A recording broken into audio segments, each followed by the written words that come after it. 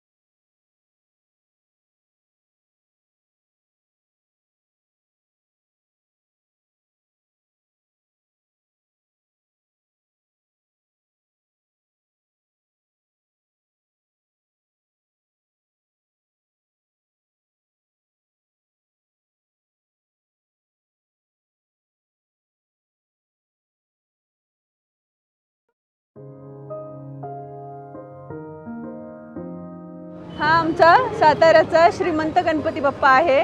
दरवर्षी आम्ही हां आणि आम्हाला ह्या वर्षी पहिल्यांदाच गणपतीचं मुखदर्शन होत आहे।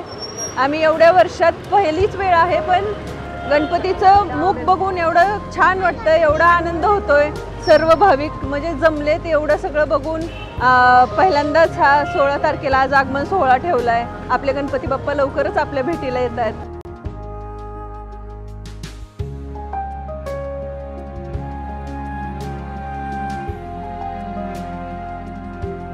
सातारचा श्रीमंत युवा गणेशोत्सव मंडळ गणेश कॉलनी सातारा 2007 साली या गणेशोत्सव मंडळाची स्थापना। या मंडळाचे अध्यक्ष प्रतीक आबा मोहिते, श्रीकांत मोहिते आणि त्यांचे सर्व सहकारी निखिल माळे असतील, चेतन लंबाते असतील, यश मर्डेकर असतील आणि सर्वच त्यांचे सहकारी या सर्वजण एकत्र येऊन 2007 साली या मंडळाची स्थापना झाली आणि तेव्हापासून या मंडळाची प्रगतीपर उत्तरोत्तर प्रगती ही फार मोठ्या झपाट्याने झालेली आहे। गेले 4-5 वर्षाचा कालावधी बघितला तर हा गणपती सातारमध्ये एक नवसाचा गणपती पावणारा अशी एक ख्याती या गणपतीची झालेली आहे। या गणपतीसाठी जो देखावा उभा केला जातो तो देखावा सातारामध्ये सर्वात उंच आणि सर्वात मोठा असा हा देखावा या ठिकाणी साजरा केला जातो।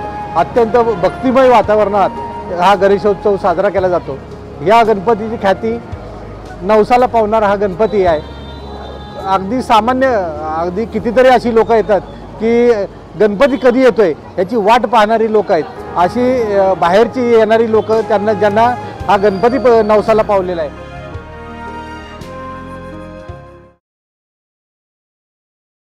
आम्ही गेले 18 वर्ष झालं हे मंडळ स्थापन केलेलं आहे। आमच्या मंडळाचं वैशिष्ट्य पाहिलं तर आपण बालाजीची दरवर्षी बालाजीचे स्वरूप, बालाजीची प्रतिकृती हे धरूनच आपण पूर्णपणे गणपती उत्सव साजरा करतो।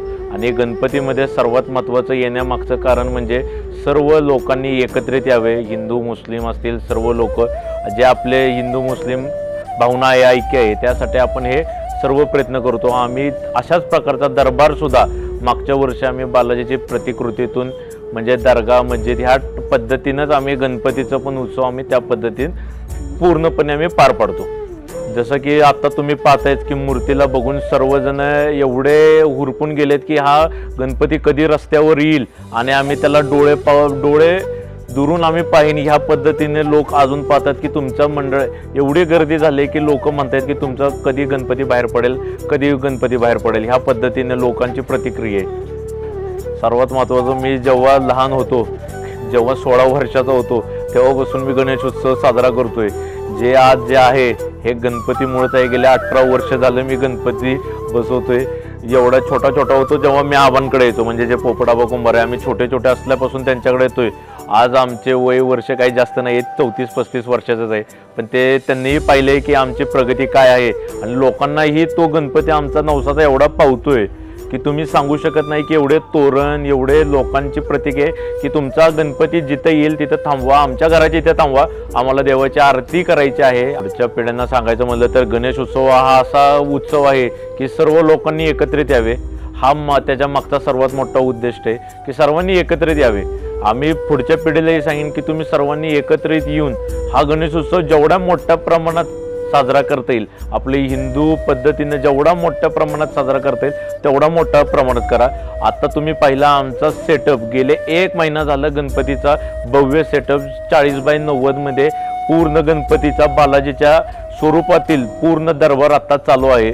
तुम्ही कधी या सातारच्या श्रीमंताला आम्ही जसं बालाजीला आपण बालाजीच्या मंदिरात जातो ते लाडू देतात, तशा पद्धतीनं आपण प्रत्येक भाविकाला बालाजीमध्ये जे लाडू भेटतात ते आम्ही इथं सर्वांना आम्ही प्रत्येक भाविकाला लाडू आम्ही देतोच.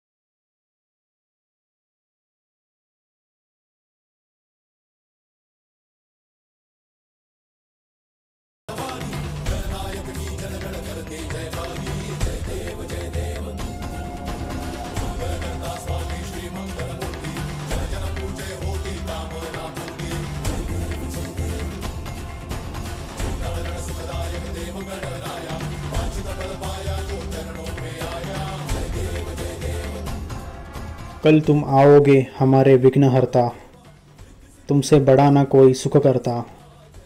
बुद्धि के हो देव आप, हमसे ना करवाना कोई पाप। मूषक पर हो तुम सवार, करने हम सबके जीवन में सुधार। ना है तुम्हारा कोई आकार, बस हमारे लिए बने हो तुम साकार। महिमा है तेरी अपरंपार, हमारे विघ्न के हो तुम दातार। गणपती बाप्पा मोरया.